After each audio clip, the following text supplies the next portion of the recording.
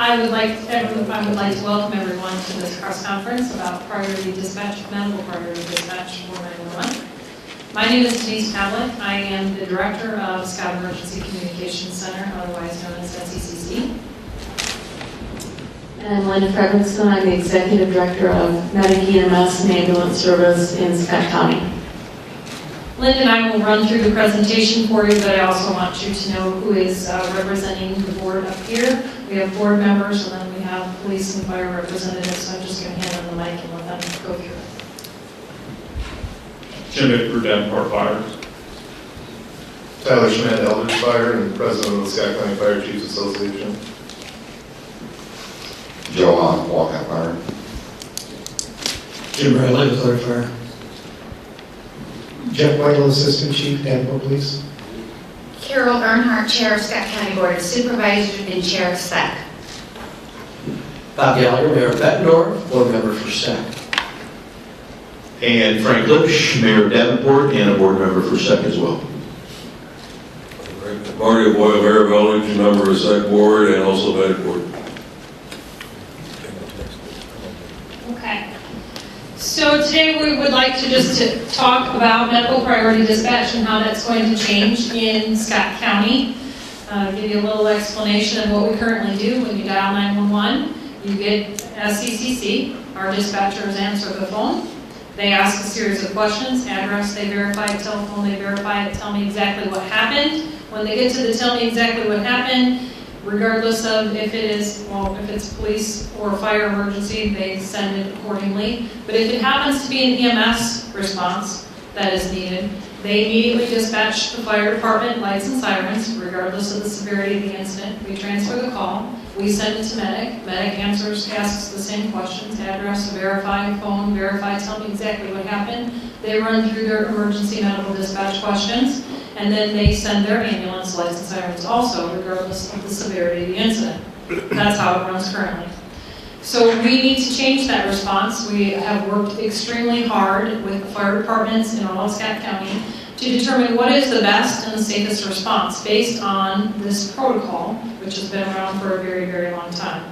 As a matter of fact, Medic, all of their dispatchers are certified in emergency medical dispatch and have been since the 90s, right? 90s, since the 90s. And they've been an accredited center since 2011. They're actually on their second reaccreditation, which is very awesome. Their dispatchers are extremely skilled at emergency medical dispatch. They do it very, very well, and we don't want to mess up that system. But what we want to do is we want to add the determinants to say what type of response, based on the severity of the incident, should it be.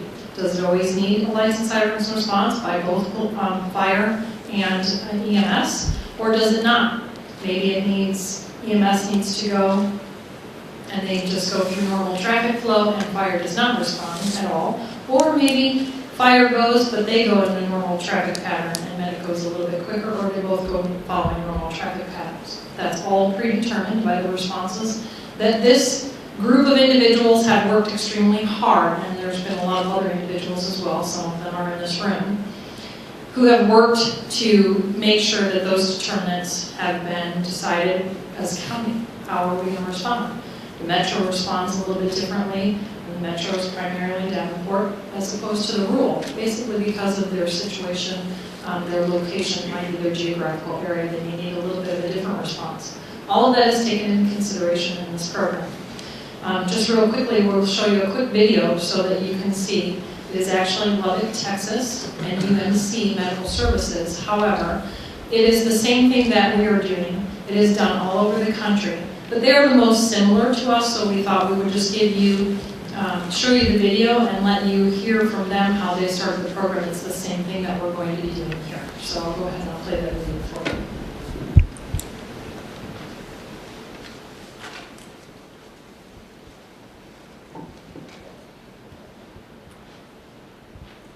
Turn off the lights real quick. Maybe just dim them.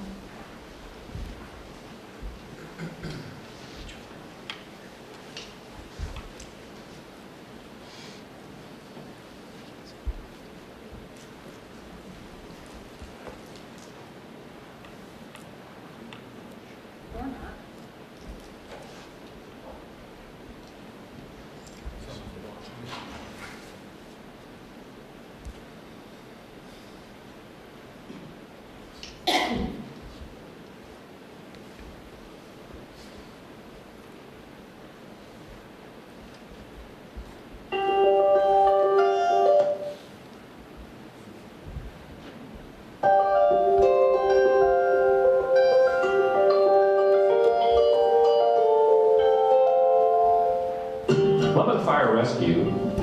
UMC EMS respond to an average of 112 emergency medical calls each day. For the past decade, when you called 911 for a medical emergency in Lubbock Fire Rescue and UMC EMS sent a fire truck and an ambulance with their warning lights and sirens sounding to every call, regardless of the severity of the medical emergency. But this one-size-fits-all response is not always the best approach. In fact, industry experts believe that this system needlessly places the safety of the public and our first responders in danger. In mid-July, Lubbock Fire Rescue and UMC EMS will transition to a more efficient and effective dispatch and response system called Medical Priority Dispatch. Medical Priority Dispatch will make sure that the resources our patients need are being sent to them, and what they don't need remains in service available to respond to other emergency calls. This system will also result in fewer Lubbock Fire Rescue and UMC EMS vehicles responding with lights and sirens, which will improve the safety of both the first responders and the traveling public. In situations where a patient or their family member calls into 911 dispatch with a trauma, heart attack, stroke, chest pain, or any other life-threatening illness or injury, we will react with our highest level of response, activating both UMC EMS and Lubbock Fire Rescue with lights and sirens, bypassing normal traffic to arrive on site in the shortest time possible.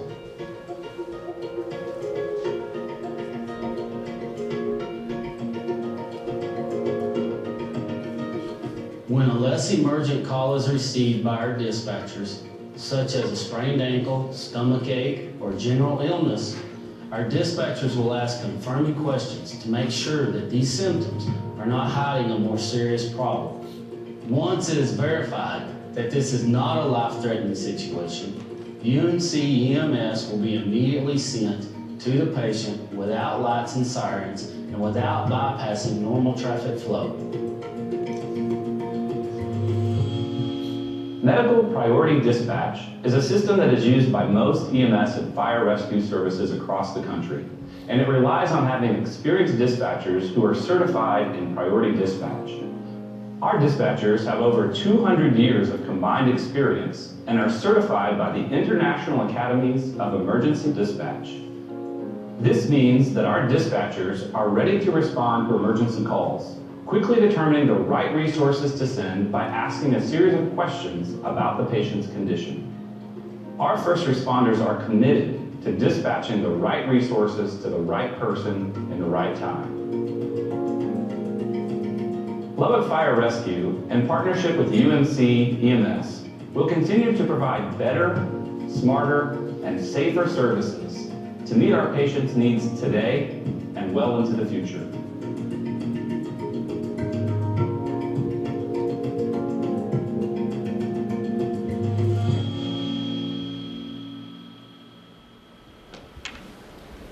So while this says that it's Lubbock, Texas, and UMC, it's the same thing that we're doing here. This is a protocol that's time-tested and proven and is done all over the nation. So we're just implementing it here in its the full works.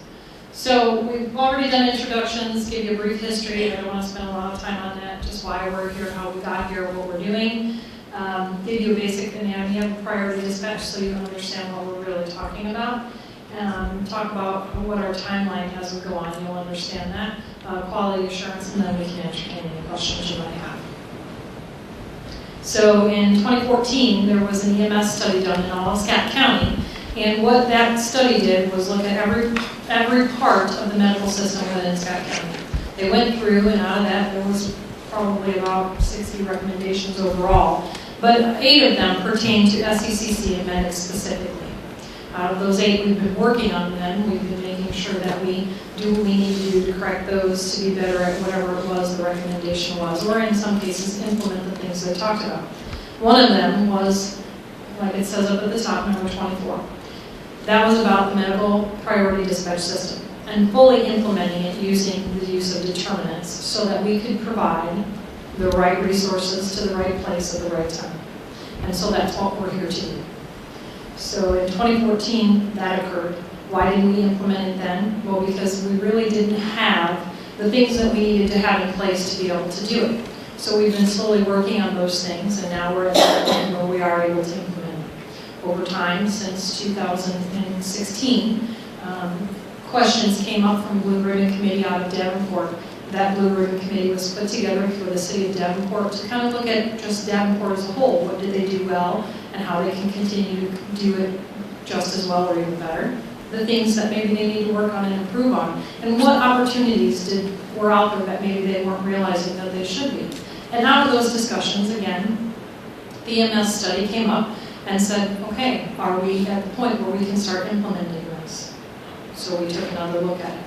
My SECC board, which my members are all here, missing one, Rob Frieden from Med Board is also a board member for SECC.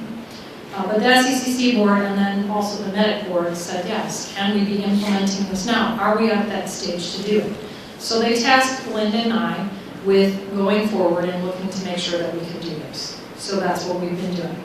Since essentially November of last year, we have had a committee that has met on a bi-weekly basis for months and went through the 1982 basic protocol, well, there's 36 protocols, but 1982 determinants, and assigned the appropriate responses with the help of the medical directors from the counties. Also, those responses were approved by the Physicians Advisory Board of Scott County, and they are the ones that are going to be put into place in this program.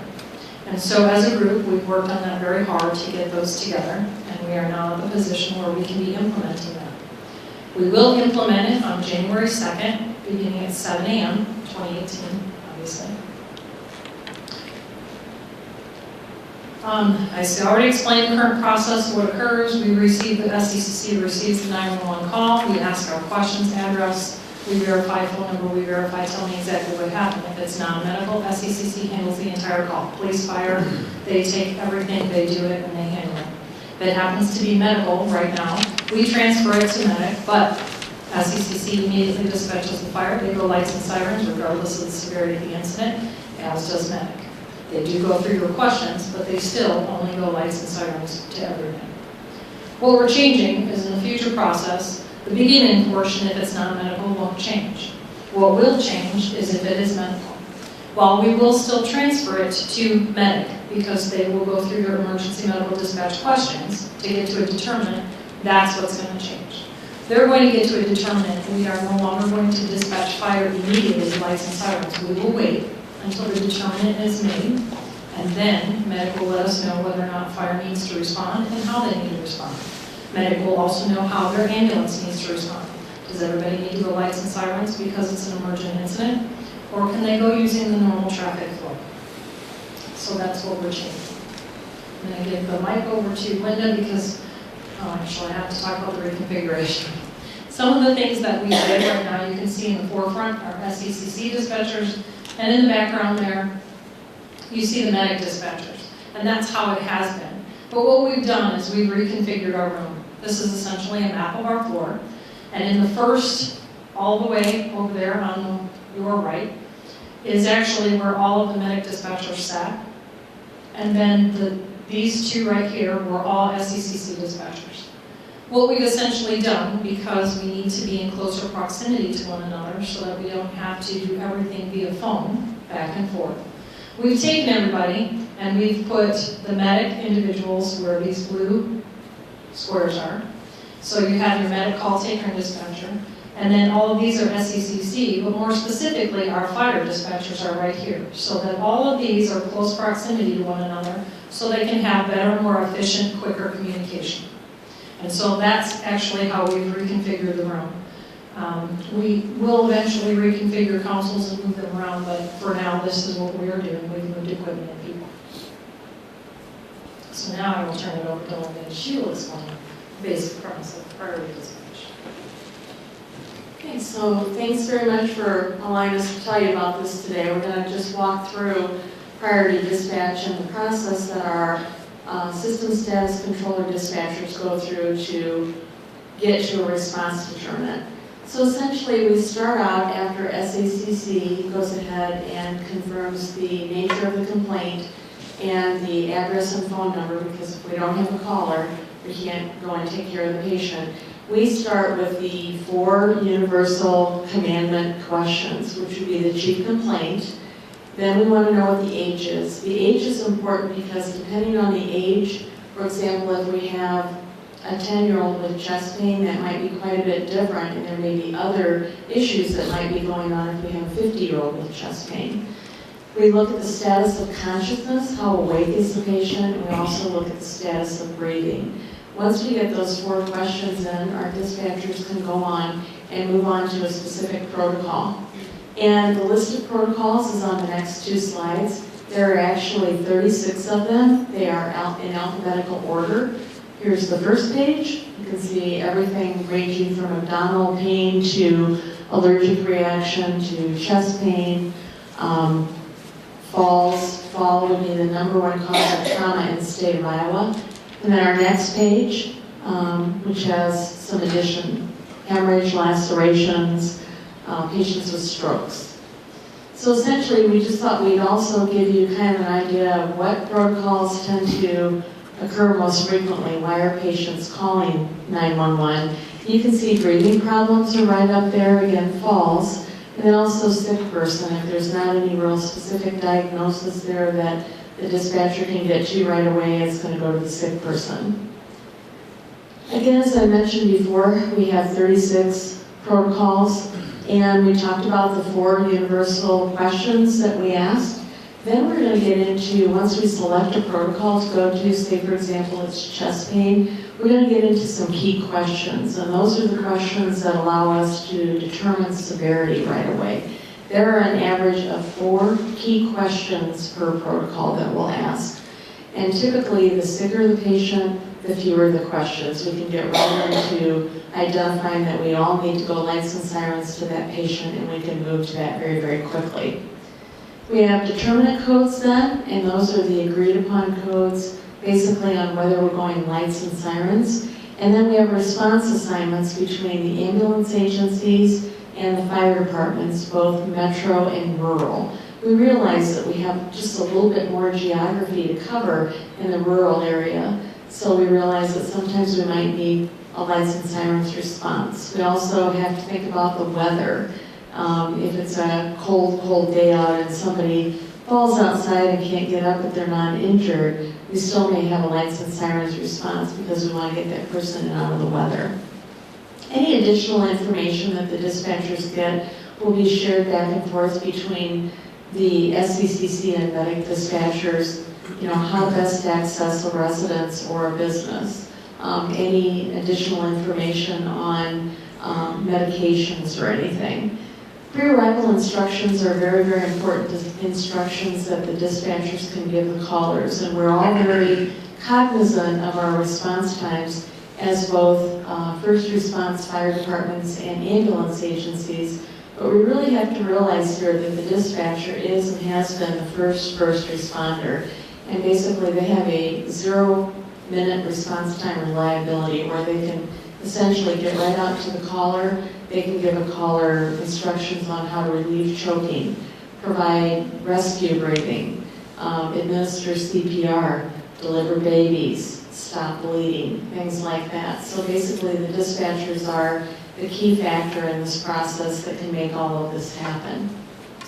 And then post-dispatch instructions. So essentially what's happening as we're kind of wrapping up the call, we're preparing our callers to make sure that they're ready for the first responders. It's very helpful to have doors that are unlocked if somebody can help our callers out with that. Gather and get any medications. Maybe take a look at the household pets to make sure that they're out of the way and that they're safe when the responders come in. Turning on a porch light is very, very helpful to help us find locations. What we're thinking is after we've been through this process exhaustively, and it's been actually pretty inspiring to get to work with all the incredible people up at this front table, is that we're estimating that from today versus to January 2nd, as we look forward to 2018, that we may be able to eliminate lights and sirens responses perhaps up to 30% of the time. meaning that we'll have a safer community. Ambulances and fire trucks, while they're still responding, are going to be responding, observing the normal traffic signals and things like that. They're not going to be going through intersections. There's still going to be times when that is necessary, obviously, to get to the patient as quickly as possible with high priority calls. But again, we're estimating that we may be able to reduce this 30% of the time. And back to Denise. So in order for us to have a very successful program, we have to make sure that we're taking into consideration the quality of what we're doing and having a quality assurance program. So what does that entail? That entails us making sure first we get the right training. We have to train SECC dispatchers because the way they're going to workflow is a little bit different. Medic dispatchers, the way their workflow is going to occur is going to be a little bit different. We have to make sure that they have enough training so that they can be able to do that. We're in that process now. We're also in the process of talking with the fire departments and making sure that everybody on the fire department knows and understands what the changes are going to be. They may hear that medic is dispatched to something and they are not, or they may hear you need to respond in a cold manner, which means they don't go lights and sirens. Or they may hear that it's going to be just a fire only. There are some changes that they need to be aware of too. So we're making sure that occurs. After that, what do you need to have? You need to have an ongoing assessment of the program.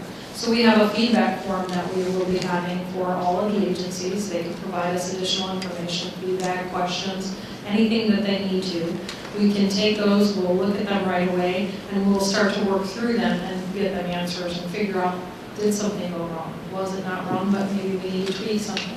We'll aggregate all that data, save it, and then we will make sure we're starting to look at trends in case we have to make modified adjustments or things to the program. We'll have a working group that will meet on a monthly basis, although in the very beginning we may need to meet a little bit more often, but generally on a monthly basis, that will be forever.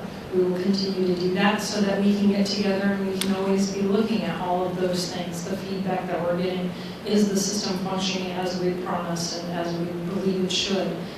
Are things going as well as they should? If not, how can we make it better? What do we need to tweak? And then we make those adjustments if needed. And of course, anytime you make those adjustments, what do you have to do? You have to retrain. And so then we're very committed to being able to do that and essentially make sure that everybody is getting the right response for the right reasons at the right time. And so that's what really the program is all about. And it's about having a safer community. So these are all the individuals and agencies who were involved in the process, and there are a lot of them. But again, it was an entire county process. Everybody in the county was involved, everybody in the county is aware, and they are all a part of making this a successful unit. It's been a very great, as Linda said, it's really been an awesome process for us to be able to go through this and to do that, and we're all really excited to get started on January 2nd. So I just wanted to make sure you had that. And now is the time, if you have any questions, we will entertain any questions that you may have. How will this affect response times? Is there a way to determine that? You know, how long does it take to go through all the questions? It obviously sounds like depends on, you know, do they have to answer 5 questions or 15 questions? Yeah, that's a great question. We've been going through the questions since the mid-90s. And so, again, the higher the severity, the more severe the call, the fewer the questions. And we can, achieve that response determinant, which is telling us everybody goes lights and sirens. So those are the calls that we typically can get through very, very quickly. In terms of response times, we know that, lights and sirens will get us to a call a little bit quicker. They tend to be traffic clearing, mechanisms. But, when we're responding in a cold manner or non-lights and sirens, it will take us a little bit longer to get to the call. The other interesting thing we have is many, many times we'll have patients who will dial 911 and say, please don't respond with your lights and sirens. I don't want to disturb my neighbors.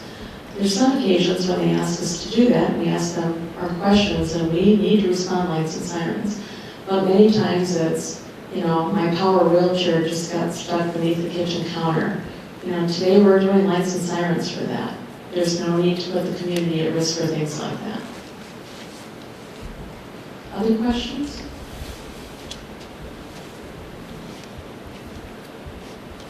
All right, well, thank thank you very much for attending.